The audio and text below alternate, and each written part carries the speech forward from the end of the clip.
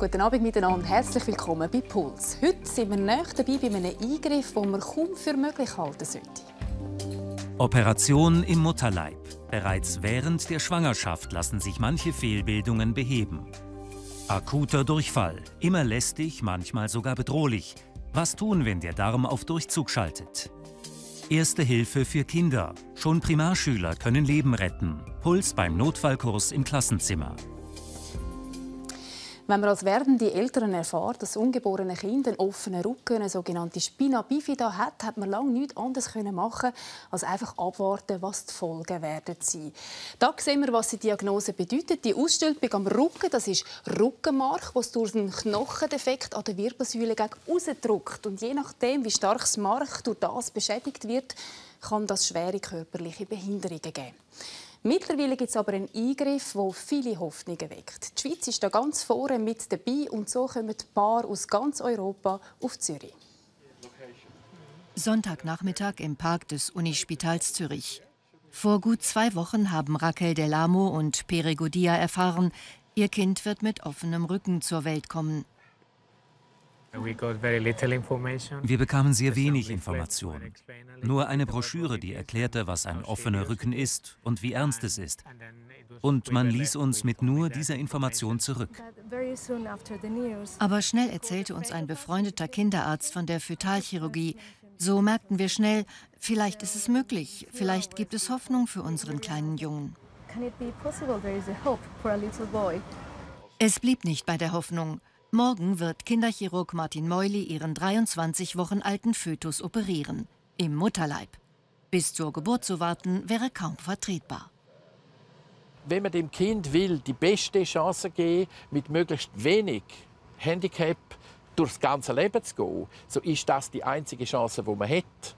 Indem man eben zu einem sehr, sehr frühen Zeitpunkt das sonst gefährdete Rückenmark mit mehreren Gewebsschutzschichten während der Schwangerschaft schon bedeckt. Und deshalb fiel dem Paar die Entscheidung auch nicht schwer. Alles, was wir über den offenen Rücken gelesen haben, war ziemlich deprimierend. Immer wenn fötale Chirurgie ins Spiel kam, schien es, als gäbe es Hoffnung. Also war klar, das wollen wir. Eine gewöhnliche Operation ist das nicht. Martin Meuli und 2 weitere Chirurgen operieren. Derweil kümmern sich 2 Gynäkologen pausenlos um Baby und Gebärmutter.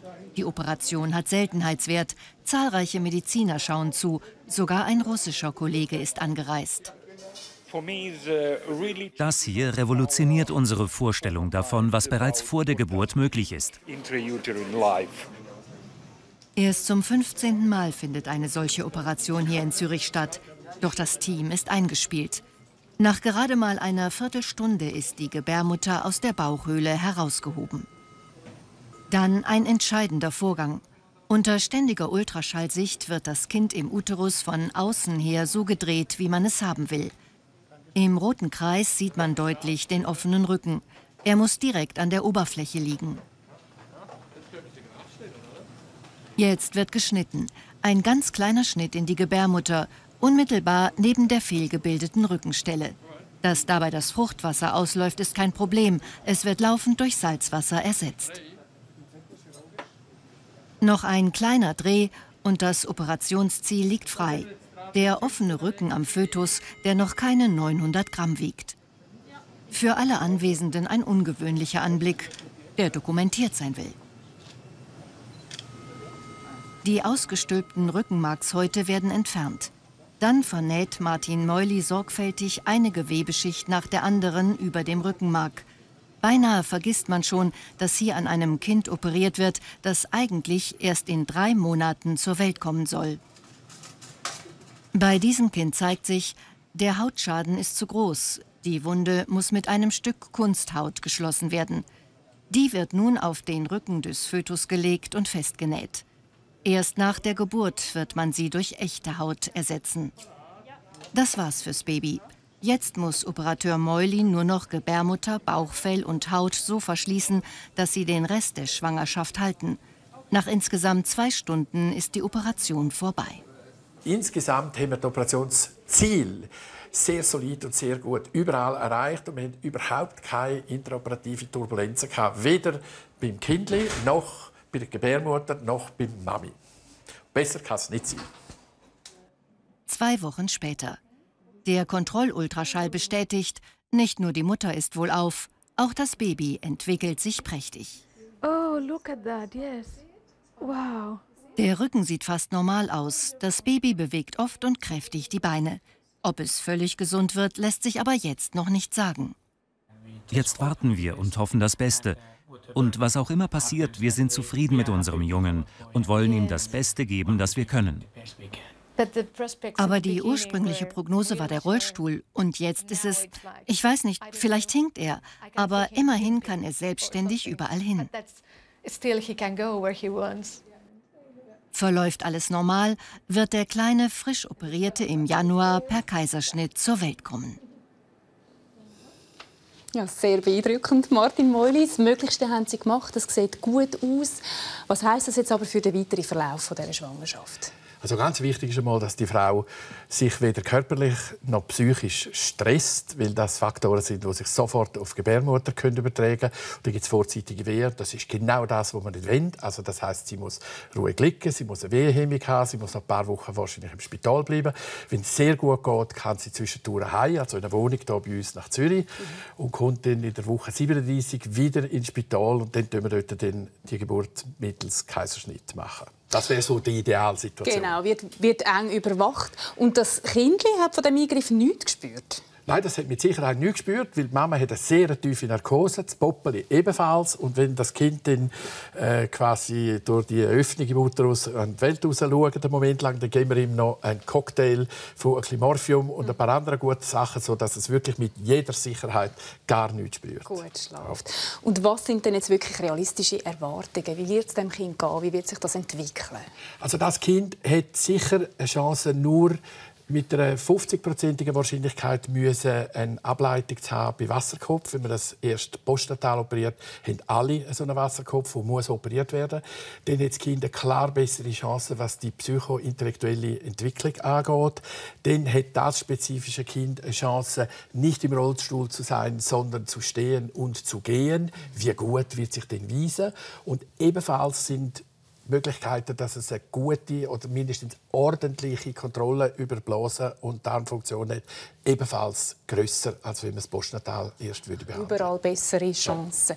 Ja. Wir haben heute jemanden bei uns, der den Eingriff von 15 Jahren hat machen lassen. Trotzdem ist das nur in Amerika möglich gewesen. Herr Meuli, Sie dürfen auch gerade mitkommen. Und zwar zum Fabian Recher.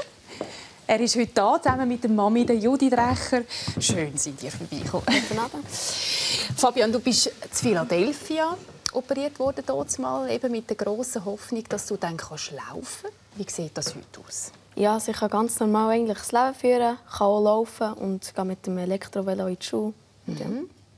Also was heisst, wie weite Strecken kannst du so machen? Ja, ich würde jetzt mal sagen, so bis zu einem Kilometer ist alles möglich. Geht das eigentlich gut? Aber in der Schule da nimmst du gerne den Rollstuhl?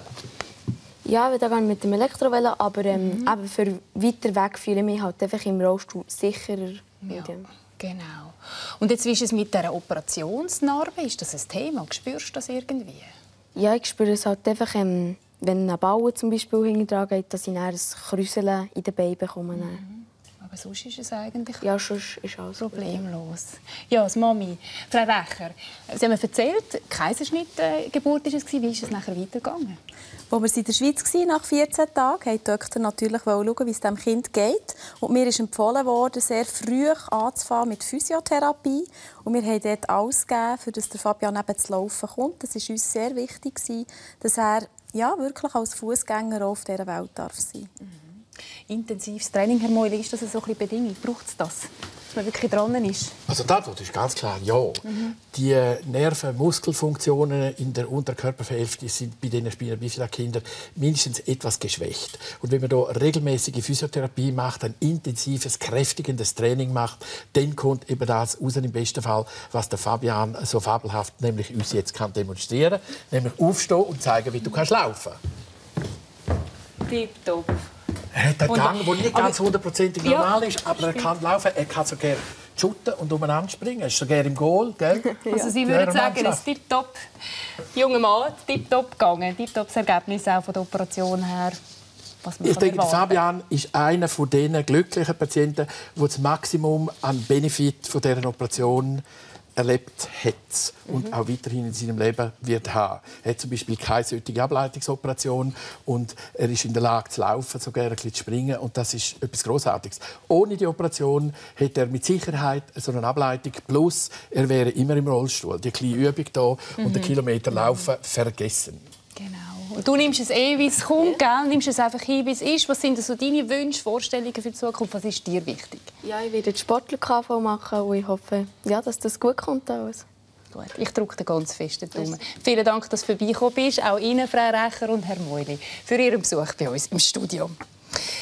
Und jetzt etwas ganz anderes. Oder? Jetzt kommen ja die nebligen, trüben Herbsttage und da ziehen Herr und Frau Schweizer gerne weit weg in ferne, warme Länder. Ein Drang, der dann nicht selten auf dem WC endet. Durchfall ist ja so ein typisches Reisesouvenir und der Herbst generell die Zeit mit den meisten Durchfallerkrankungen. Thomas Kiesling, wann kommen denn die Durchfaller so zu Ihnen? Also ältere Patienten oder Mütter mit ganz kleinen Kindern, die kommen schon relativ klein nach Beginn. Aber quasi der Durchschnittspatient, der probiert zuerst die Hause mal ein paar Tage lang seine Hausmittel aus, ob es nicht von selber wieder vorbeigeht. Das ist ja ein bekanntes Übel, oder? Wir mussten alle schon mal springen. Aber was da genau unseren Darm einmal so zu unter Obse bringt, das ist nicht immer so klar. Plötzlich geht's los. Es rumpelt im Magen, im Gedärm drückt und zieht es schmerzhaft. Gut, wenn man es dann nicht weit zum WC hat. Braucht's mehr als 3-mal am Tag den Eilgang und ist's flüssiger als üblich, dann ist es Durchfall. Aber woher kommt das bloß? Was wir essen, wird beim Kauen zerkleinert. In Magen und Dünndarm gibt der Körper Verdauungssäfte dazu, die das Gegessene verflüssigen. Im Dickdarm muss diese Flüssigkeit dem Nahrungsbrei wieder entzogen und an den Körper zurückgegeben werden. Übrig bleibt der wohlgeformte, unverdaubare Rest. Akuter Durchfall entsteht, wenn dieser Vorgang gestört ist.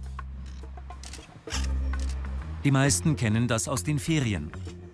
Wenn ungewohntes, heiß-feuchtes Klima oder exotische Speisen den gewohnten Ablauf stören. Was der Darm nicht kennt, bringt ihn aus dem gewohnten Gleichgewicht. Auch Medikamente lassen den Darm nicht kalt. Antibiotika etwa greifen auch die natürliche Darmflora an. Andere Mittel wirken sogar direkt abführend. Und sogar auf starke Emotionen wie Wut, Angst oder Stress reagiert der Darm nicht selten mit akutem Durchfall. Stresshormone beschleunigen die Darmpassage, unten rutscht's dann schneller durch.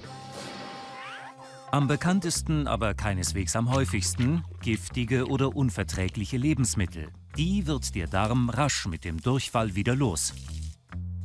Die meisten Durchfälle aber machen Sie. Diejenigen Viren und Bakterien, die im Darm nichts zu suchen haben.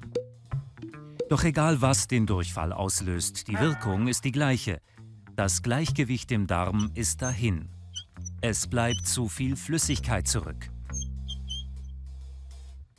Auch eine chronisch entzündete Darmschleimhaut bringt den Verdauungstrakt an seine Grenzen. Unmengen von Flüssigkeit aus dem Körper bleiben im Darm gefangen. Je nachdem, was Auslöser des Durchfalls ist, kommt Übelkeit hinzu. Oder Fieber, Bauchkrämpfe und Gliederschmerzen. Alles an sich noch kein Grund zur Sorge.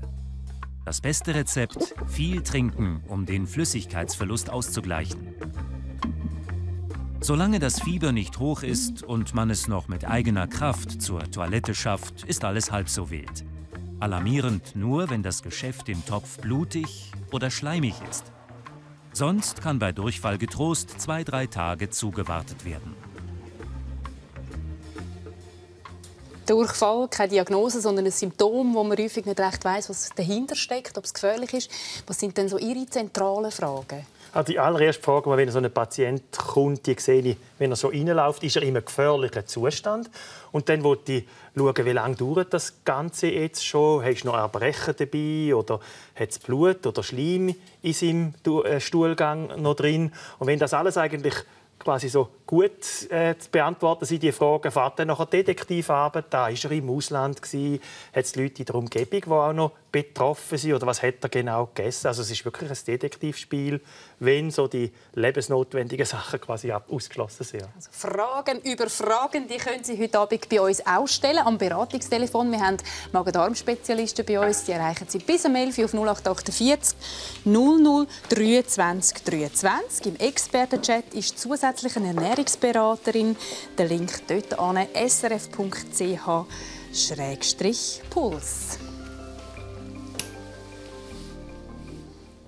Also 2 bis 3 Tage kann man in der Regel zuwarten, haben wir gehört. Aber wenn es dann nicht besser wird, wenn man sich immer schwächer fühlt, dann macht der Patient etwa den gleichen Weg, wie ich jetzt auch mache. Er geht zum Magen-Darm-Spezialist. Bei uns ist das heute der Michael Fried vom Unispital Zürich. Guten Abend. Also ich nehme an, zuerst muss man mal ausschliessen, ob eine ernsthafte Erkrankung dahinter steckt. Aber es gibt ja auch Menschen, für die ist nur schon der Durchfall alleine gefährlich. Ja, das ist so. Es gibt Gruppen von Menschen, die sind gefährdet durch Durchfall. Der normale Mensch macht den Durchfall in der Regel nicht viel aus. Das geht vorbei, dauert ein paar Tage und dann ist es vorbei, vielleicht ein bisschen Fieber und dann ist es eine Vergangenheit. Aber dann gibt es Menschen wie Schwangere, ältere Menschen, Säuglinge, Patienten zum Beispiel, die ein Immunsystem haben, das unterdrückt ist nach Transplantationen. Die sind gefährdet durch Durchfall. Da muss man schauen. Und was sind denn die Alarmzeichen? Die entwickelt dann relativ schnell Fieber, zum Beispiel und den blutigen Durchfall und der Allgemeinzustand nimmt ab und denen geht es schlecht und denen muss man helfen und die müssen dann zum Arzt und denen muss man Flüssigkeit ersetzen, vielleicht Antibiotika geben und so weiter. Das braucht der Gesunde in der Regel nicht. Also das Thema Durchfall, oder, wird immer hellhörig, wenn dann wieder irgendwelche Schlagzeilen auftauchen, zum Beispiel von grassierenden Durchfallkeimen oder Noroviren, die sich wieder verbreiten. Oder dann irgendwelche Bakterien im Sprossengemüse zum Beispiel. Oder man redet dann so pauschal von einer Darmgrippe zum Beispiel. Dabei ist es ja kommt es sehr stark darauf an, was effektiv dahinter steckt. Das ist so. Also in der Regel sind es Viren, wir werden noch darauf zurückkommen, Noroviren. Dann gibt es auch Bakterien, Campylobacter, das sind so die häufigsten. Und die können in der Regel machen die einen Durchfall und können auch Bauchweh machen, sogar manchmal Fieber. Und in der Regel geht das von allein vorbei. Man hört dann einmal eben so die Noroviren, das sind dann auch, wo man kennt, das Salmonellen im Zusammenhang mit Magen-Darm-Geschichten. Dabei gibt es noch einen weiteren Keim, der in der Schweiz, in unserem Land, sehr häufig für Durchfall sorgt und kaum jemand redet davon. Das ist es, Campylobacter, ein Bakterium, das Brechdurchfall auslöst. Es lebt vor allem im Darm von Hühnern. Über Hühnerkot und verunreinigtes rohes Pouletfleisch kommt der Erreger dann auch zum Menschen. Campylobacter ist in der Schweiz meldepflichtig. Knapp 9000 Infektionen belegt die Statistik. Damit ist Campylobacter einer der häufigsten Durchfallkeime in der Schweiz. Daniel Meusezahl ist Epidemiologe. Er und sein Team haben sich die Zahlen im Auftrag vom Bundesamt für Gesundheit angesehen. Er findet, Campylobacter wird unterschätzt. Erstens ist der Campylobacter-Keim deutlich weniger bekannt als Salmonellen. Und zweitens braucht es sehr wenig Keim, um sich zu infizieren. Und drittens sind die erkranken, halt doch relativ schwer erkrankt. Das heisst, es sind die erkrankt sind 7 Tage und länger krank, und das ist doch erheblich. Dabei ließe sich durch sorgfältigen Umgang mit dem Pouletfleisch einiges vermeiden. In dem Moment, wo ich das Fleisch anlege, habe ich potenziell die Keime an meinen Fingern und kann das in der Küche verbreiten. Und aus diesem Grund sollte im Prinzip auch das Gemüse nicht direkt neben dem Poulet sein, wie ich das jetzt hier habe, sondern auf der anderen Seite der Küche. Wie man es richtig macht, zeigt ein Aufklärungsfilm im Internet. Was tun mit dem Huhn?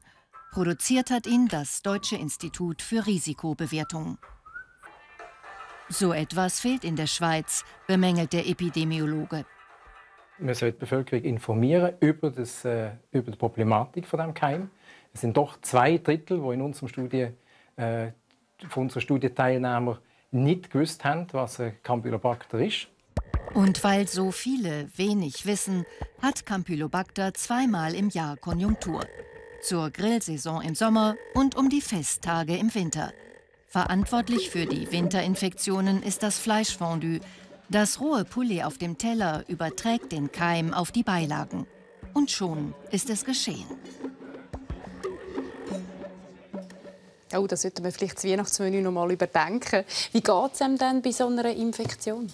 Die Campylobacter-Infektion kann ganz unangenehm sein. Sie kann Krämpfe machen, Fieber, schwere Durchfälle, man fühlt sich schlecht, man will ins Bett und der ganze Allgemeinzustand ist schlecht. Eben, Warnung vor rohem Bullenfleisch haben wir gehört. Gibt es noch andere Ansteckungswege? Man kann sich auch anstecken mit nicht pasteurisierter Milch. Das haben wir in der Schweiz Gott sei Dank selten. Mit Trinkwasser, das kontaminiert ist, auch mit Kontakt zu Farmtieren, die infiziert sind. Aber die häufigste Quelle sind Hühnerfleisch. Und ist denn da zum Beispiel ein Antibiotikum ein Thema in der Behandlung? In der Regel braucht es kein Antibiotikum. Campylobacter-Infekte gehen von allein weg. Aber es gibt Patienten, eben zum Beispiel die erwähnten Patienten, die immunsupprimiert sind nach Transplantationen oder anderen Erkrankungen, die brauchen ein Antibiotikum, weil der Infekt geht nicht weg. Der geht über längere Zeit und dann werden sie sehr schwer krank und Fieber, was nicht weggeht, dann müssen sie meistens auch ins Spital. Aber das ist ja zum Glück nicht die Regel. Wenn es nämlich darum geht, den Durchfall zu stoppen, da gibt es einen ganzen Haufen Tipps und da hat jeder so ein bisschen seine Vorstellungen, was da hilft. Wenn jemand kommt und sagt, ja, du hast Durchfall, dann sage ich, Reis essen, das ist das Beste. Später ein Schleimsüppli oder so. Zwieback essen, Tee trinken, warm halten, möglichst viel Wasser und Tee trinken. Vielleicht eine Suppe, etwas Salziges, Bouillon. Irgend so eine Mischung mit Orangensaft und Cola. Salzstängel würde ich natürlich nehmen. Bei Cola und Salzstangen scheinen sich die Passanten einig. Ob das aber wirklich das Beste ist, um Flüssigkeitsverlust und Mineralstoffmangel auszugleichen, das bezweifelt die Ernährungsberaterin.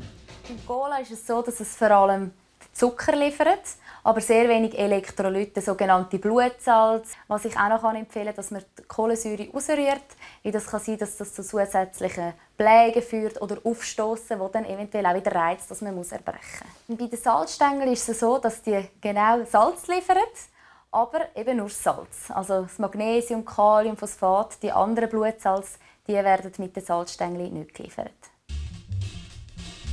Wenn schon keine Cola und Salzstängeli, was gilt denn noch als Favorit bei Durchfall? Bananen, aber ich weiß nicht, ob das stimmt. Ja, vielleicht ein bisschen Bananen oder Schoki. Ja.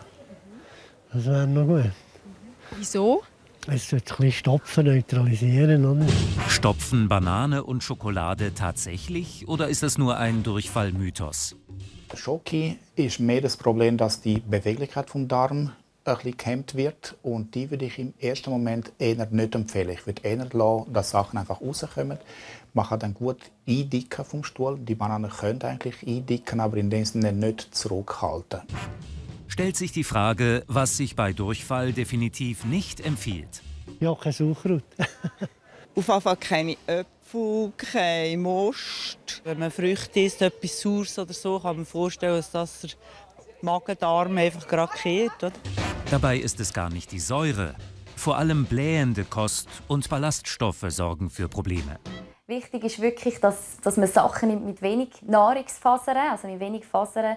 Das heisst eher Weissbrot anstatt Vollkornbrot. Wirklich Gemüse, Früchte, Hülsenfrüchte ganz weglassen. Alles, was man sagt, ist sonst gesund, ausgewogen, das weglassen. Und dann lieber mit kleinen Portionen Beilagen wie Reis, Herdöpfelstock, ein bisschen Teigwaren, einfach das essen.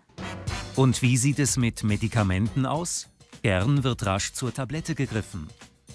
Ja, Imodium mit den roten. Kohlentabletten. Irgendwie Kohlentabletten oder so. Und wenn es wirklich mal so krankhaft ist, so, dann nimmt man Kohlentabletten. Also Aktivkohle ist sicher etwas Gutes, was man im akuten Durchfall nehmen kann. Das tut den Darminhalt, Bakterien und Toxine zum Teil binden und hilft, dass man die wieder ausscheidet. Was hingegen problematisch ist oder wo ich im ersten Moment vielleicht nicht empfehlen würde, sind Medikamente, die die Beweglichkeit vom Darm dämpfen.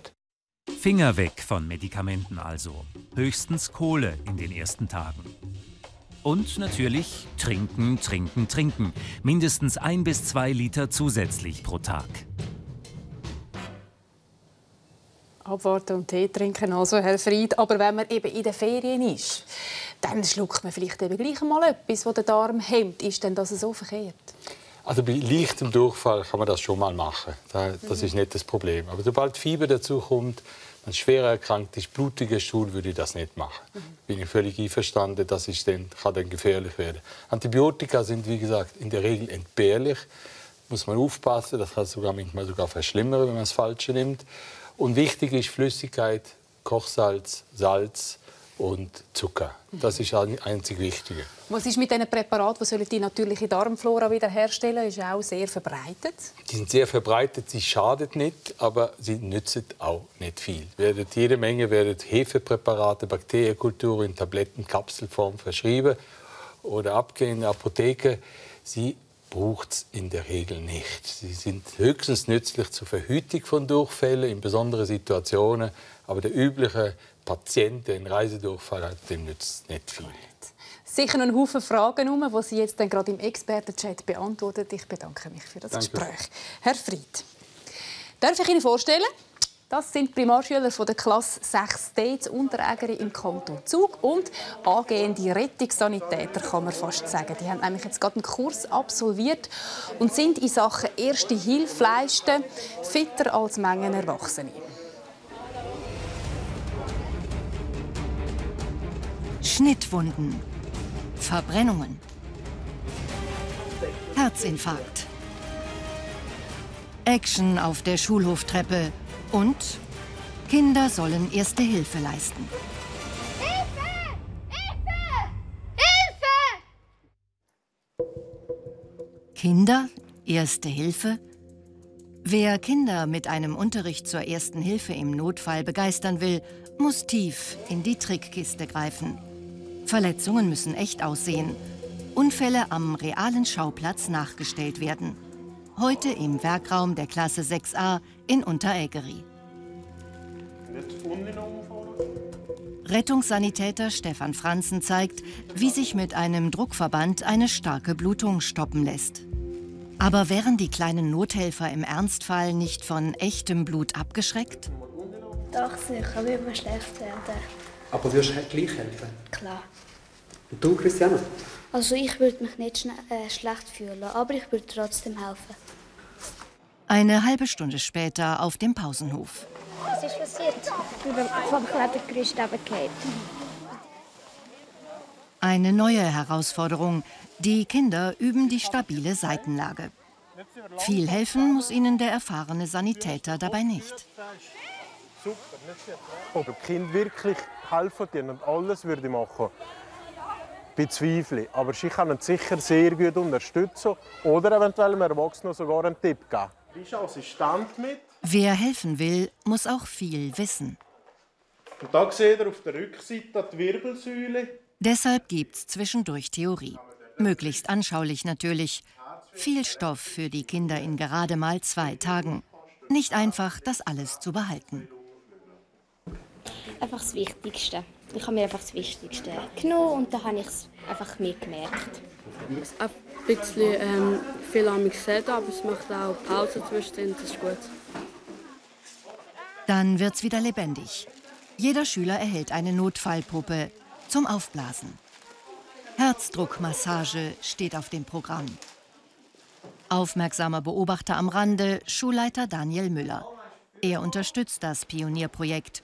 So ein Kurs bringt viel fürs Leben, findet er. Aber nur zuschauen, das geht natürlich nicht. Dani. Schulleiter Müller kommt auch persönlich zum Einsatz, um bei den Schülern den Mut zum praktischen Zupacken zu fördern.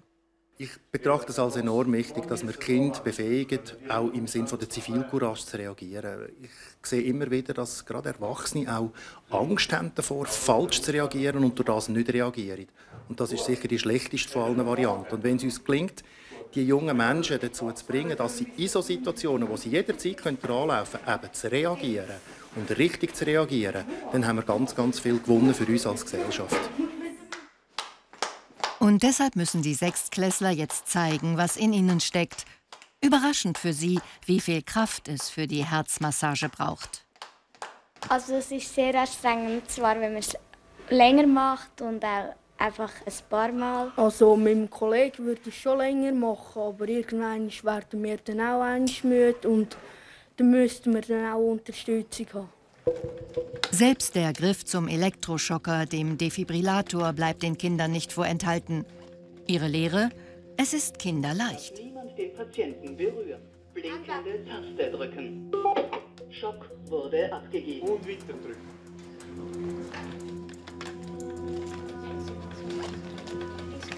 Also ich finde, bei diesen Defibrillatoren die Anweisungen sind gut, man versteht, was die wollen und man hört es auch, das ist eine gute Lautstärke. Wir haben gelernt, dass einfach der grösste Fehler, den du machen kannst, ist nicht helfen. Und darum würde ich auch helfen und den Defibrillator einsetzen. Erste-Hilfe-Kurse an Schulen. Ein vielversprechendes Konzept.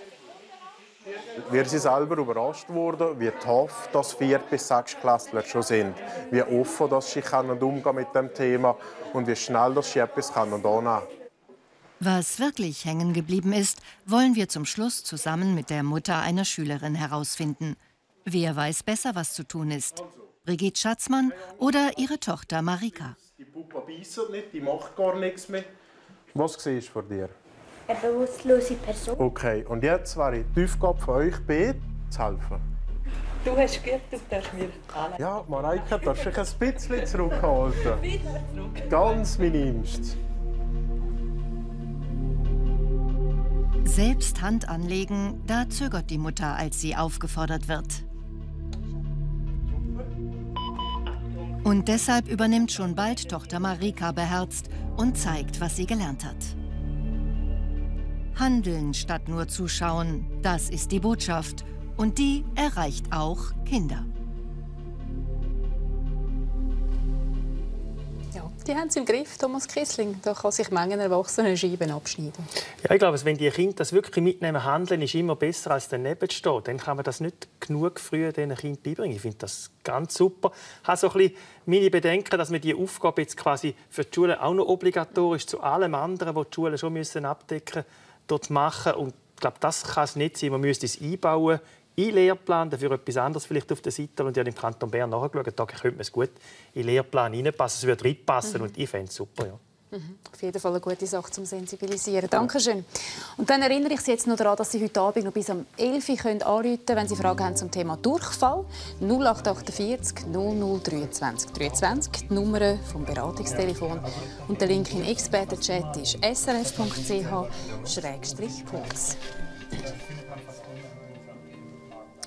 Später am Abend sehen Sie noch das Wirtschaftsmagazin «Eco». Da ist heute der FINMA-Direktor Mark Branson zu Gast. Und jetzt dann gerade kommt es 10 vor 10 mit einem Bericht über Jugendliche in den Schuldenfallen und was man da dagegen könnte unternehmen. Wir nehmen nächste Woche dann neue Methoden unter die Lupe zur Behandlung von Prostatakarzinom. Und für heute Abend wünschen wir Ihnen ganz einfach einen schönen Abend, gute Woche, Ade miteinander. Auf Wiedersehen.